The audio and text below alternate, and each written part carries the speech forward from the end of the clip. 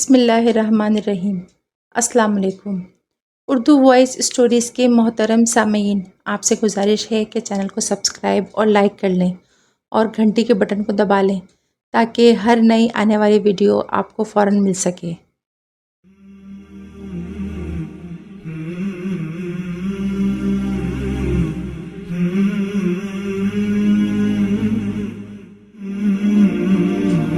میرے والد محترم الحمدللہ ایک جید قاری، عالم دین، علاقے کی جامع مسجد کے خطیب اور بزرگوں کے تربیت یافتہ عالم باعمل تھے اور ساتھ میں اخلاق و کردار کے غازی تھے۔ عاجزی اور ہر ایک سے محبت بھی ان میں کوٹ کوٹ کر بھری ہوئی تھی۔ اکثر لوگ ان کے پاس تعویذ یا دعا کے لیے بھی آتے تھے۔ والد محترم ان کو بھی موسم کے لحاظ سے گرمی میں جام شیریں اور سردیوں میں سبز چائے ضرور پلواتے تھے۔ قرض کے قبلہ والد محترم کے پاس اکثر ہر علاقے سے لوگ آتے رہتے تھے۔ میری شادی ایک غریب گھر میں ہوئی تھی اور میری بیوی اپنی بہنوں میں سب سے بڑی تھی، اس لیے باقی بہنوں کے اچھے رشتے کے لیے وہ ہم سے کہتے کہ تم حیدرآباد میں ہوتے ہو، کوشش کرو کہ باقی بہنوں کے بھی حیدرآباد میں اچھی جگہ رشتے ہو جائیں۔ والد محترم کی محبوبیت کا یہ عالم تھا کہ لوگ راستے میں جاتے ہوئے حجت کر کے گھر لے جاتے اور شربت، چائے یا کھانا کھلا کر پھر چھوڑ جاتے۔ تو اسی طرح یہ لوگ بھی قاری صاحب کو اپنے گھر بلاتے اور کھانا وغیرہ کھلاتے تھے، اور جب وہ ہمارے گھر آتے تو ہم بھی ان کی خدمت کرتے۔ یوں آنا جانا اور جان پہچان بھی ہو گئی۔ کرتے کرتے باتوں باتوں میں شاید میری بیوی یا انہوں نے رشتے کی بات بھی کر لی۔ میری بیوی نے بس صرف اپنے بھائی والوں کو اتنا بتایا کہ ایک رشتہ ہے، حیدرآباد میں رہتے ہیں، اپنا گھر ہے، ہمارے گھر آتے جاتے رہتے ہیں۔ بس پھر میرے سالے والوں نے ایک دفعہ آ کر ان کا گھر دیکھا اور باقی تحقیق کرنا بھی ضروری نہ سمجھا اور رشتے کے لیے تیار ہو گئے۔ ہمارے والد محترم اور ہمارے گھر والے اس غیروں میں انجان لوگوں میں رشتے کو اچھا نہیں سمجھتے تھے، لیکن میرے سالوں نے میرے گھر والوں سے مشورہ ہی نہ کیا اور رشتہ کر دیا۔ مجھے مجبوراً بیوی کی وجہ سے ان سے رشتہ جوڑنا پڑا۔ ہم ایک دوسرے کے گھر آنا جانا شروع ہو گئے، حالانکہ وہ بلوچ اور ہم پٹھان تھے۔ پھر آہستہ آہستہ پتہ چلا کہ پہلے یہ شکارپور کی طرف رہتے تھے، پھر خاندانی پرانی دشمنی کی وجہ سے وہاں سے چھوڑ کر یہاں آ کر رہنے لگے، اور ان کی رشتوں پر پرانی دشمنیاں ہیں۔ اب کیا ہو سکتا تھا؟ ایک مرتبہ میری سالی، اس کا شوہر اور باقی گھر والے سب ہمارے گھر عید کی رات آ گئے، اور ہم حیران کہ یہ سب کیسے آ گئے۔ انہوں نے بس یہی کہا کہ ہمارے گھر میں پانی نہ ہونے کی وجہ سے ہم نے کہا کہ چلو نہا لیں گے، کپڑے تبدیل کر لیں گے، اس لیے آپ کے پاس آ گئے، اور صبح وہ لوگ چلے گئے۔ کچھ دنوں بعد کچھ پولیس والے میرے پاس آئے اور کہا کہ تھانے چلیں، آپ سے کچھ ضروری پوچھنا ہے۔ میں سچے ہونے کی وجہ سے ان کے ساتھ چلا گیا اور گھر والوں کو بھی نہیں بتایا۔ انہوں نے مجھے اندر کر دیا۔ میں ہی بڑا تھا، باقی میرے چھوٹے بھائی تھے۔ ابو بیمار اور بہت بوڑھے ہو چکے تھے۔ چھوٹے بھائی بھی آئے، انہوں نے بس اتنا کہا کہ جب ہمارے بڑے بھائی نے کچھ نہیں کیا تو اسے کیوں اندر کیا ہے؟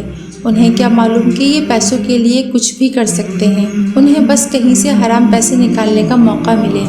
اس وقت گھر کے حالات بہت خراب تھے کہ ان کی مرضی کے مطابق کچھ دے کر مجھے چھڑا دیتے، لیکن ان کے پاس کچھ نہ تھا۔ وہ مدرسے کے طالب علم تھے اور وہ سمجھے کہ جب اس نے کچھ نہیں کیا تو یہ لوگ صرف پیسے کے لیے یا ہمیں ڈرانے کے لیے ایسا کر رہے ہیں۔ مجھے جب پتہ چلا کہ میرے سالوں نے قتل کیا ہے اور پھر سادگی یا بچنے چھپنے کے لیے میرے گھر آئے تھے، کہتے ہیں نا، بے وقوف اور جاہل کی دوستی سے بچو۔ کاش میں اس پر عمل کر لیتا، لیکن کاش۔ اب جب پولیس والوں کے کہنے پر ان کو کال ملائی تو ان سب کے نمبر بند۔ جن کا قتل ہوا تھا اس کو ایک نے مشورہ دیا کہ اس کو بھی شامل کر لو، شاید اسی کی وجہ سے وہ بھی پکڑے جائیں اور کیس بنانے میں بھی آسانی ہو۔ بس پھر مجھے بھی قتل میں ان کے ساتھ ہونے کا الزام لگا کر FIR کاٹ دی گئی اور ناکردہ گناہ میں مجھے جیل جانا پڑا۔ اور میرے والد محترم جو عزت و مقام و مرتبے کی وجہ سے جو ان کو اللہ نے دیا ہوا تھا، اب بیمار ہونے، اس آر کی وجہ سے گھر سے بھی نہ نکلتے کہ لوگوں کی باتیں کیسے سنوں گا، اور ان کی بیماری بھی بڑھتی رہی، انہیں دل کے دورے بھی پڑے۔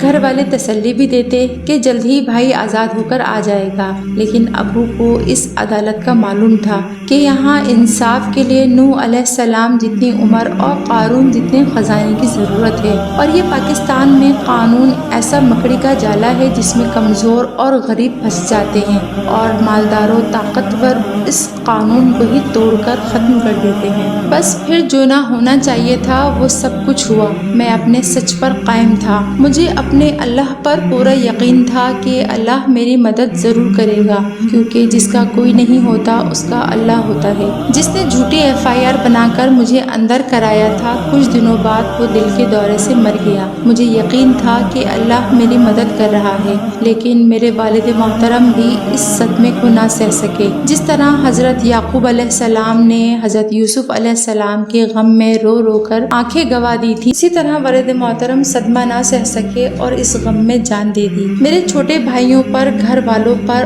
وہ وقت قیامت کی طرح گزر رہا تھا۔ بڑا بھائی جیل میں، والد محترم کی وفات کا صدمہ۔ بس اللہ نے اگر ہمارے دلوں کو نہ سنبھالا ہوتا تو شاید ہم میں سے بہت سے لوگ اپنی جان سے جاتے۔ امی گھر میں اللہ کے سامنے روتی، بیوی بھی اللہ کے آگے گڑ گڑاتی، چھوٹے بھائی بھی مدرسے میں میرے لیے دعا کراتے۔ میں بھی راتوں کو جب سب سو جاتے تو کبھی نہ سونے والی ذات، کبھی جس کو اونگ بھی نہیں آتی، جو سب کی سنتا ہے، ہر وقت ہر جگہ سنتا ہے، جو سب کچھ کرنے پر قادر ہے، جس کا کوئی نہ ہو اس کا وہ اللہ ہے، اس کے سامنے اپنی عاجزی، اپنی کمزوری، اپنی بے بسی، اپنی بے کسی، اپنی سچائی کی عرض کرتا۔ شاید وہ میرا دعا کا تعلق خود سے بنانا چاہتا تھا، یا میرا اس کے سامنے رونا اسے بہت پسند تھا۔ بس یہی وہ سبق ہے جو سستے لوگوں نے اپنے سستے فائدے کے لیے مجھے اتنا مہنگا سبق دیا۔ کوئی 6-8 مہینے مجھے بے گناہ جیل برداشت کرنی پڑی، لیکن اللہ نے میری مدد فرمائی اور میری ضمانت ہو گئی۔ آج بھی جب وہ وقت یاد آتا ہے تو دل میں آتا ہے، کشتیاں تو سب کی پار لگ جاتی ہیں، ناخدا جن کا نہ ہو ان کا خدا ہوتا ہے۔